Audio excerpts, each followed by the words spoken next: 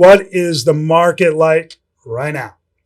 Okay, so it's a little bonkers out there right now. We got a lot of people wondering what's going on, not sure where to go. As a matter of fact, I was talking with an owner the other day who's considering selling. Okay. Love those people. We love them. We absolutely love them. So we're talking, going through the house, looking at some of the updates that she's made since owning it and kind of getting a feel for what the buyers are going to think when they list it and see this. And she says to me, I'm worried about selling now because if the prices go up, I'm worried I'm going to lose some money.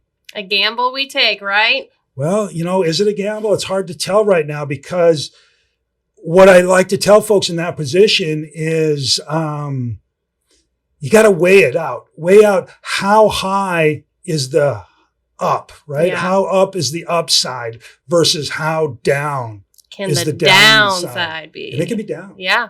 It can be down. Let's take a look at it real quick. The downside, all right? Let's say you don't sell. Let's say you hang on to the property. Okay, cool. I get that. Makes sense. But what if you hang on to it and the market starts dropping? And now you're carrying a depreciating asset. That can be a problem, all right? Not a huge problem, but a problem. But now let's add on to that. What if you're also not covering month to month on your rent? Your rent isn't exceeding your cost to own. So now your checkbook's taking a hit every month and you're carrying a depreciating asset. Two big problems. That's a problem. That's a problem. So let's say a step further. You decide, you know what? I don't like losing my checkbook's getting a little too skinny. I don't like the amount of money I'm losing on my property. I'm going to sell it. And you go to sell it. But now the buyers are running away from you and you're competing with other people that are trying to sell before the market gives out more too. It gets harder, right? So the downside's out there. Let's take a step further. It's going down. You sell. You finally get somebody to buy it, but it's not worth the money you're bringing in. Isn't more than what you owe. You're upside down. So now you got to bring money to closing to sell it, or you got to decide to hang on to it and lose money every month until the market comes back. That's my worst fear. That's the downside can get pretty low, right? I don't know if it'll be that, but it can be that. And that's what happened back in the day when people got a little bit, I remember, this is different. This will never happen. This, and this. And then one day we woke up, it was like, and people were scurrying and there was nowhere to go. Now, I'm not saying it's going to happen here either, but let's look at the upside. Let's say you do sell. And you take out all that money, right? You protect your equity. That's a win. That's a win. That's up. And let's say prices go down and you're liquid now and you can buy on the down. It's way more fun buying on the down than it is selling on the down. Oh, yeah. Right? Absolutely. Right? So that's a win.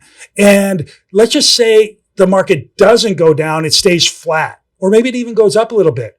Well, you can still buy. You can still buy. And basically you cashed out, you secured your equity, and now you're going to buy back in. Yeah, you're sold high and you're buying high, but you're just going to ride it up anyway, as if you didn't sell. You're still going to buy it, or you're still going to ride it up and you'll still be fine. Yeah. That's a win.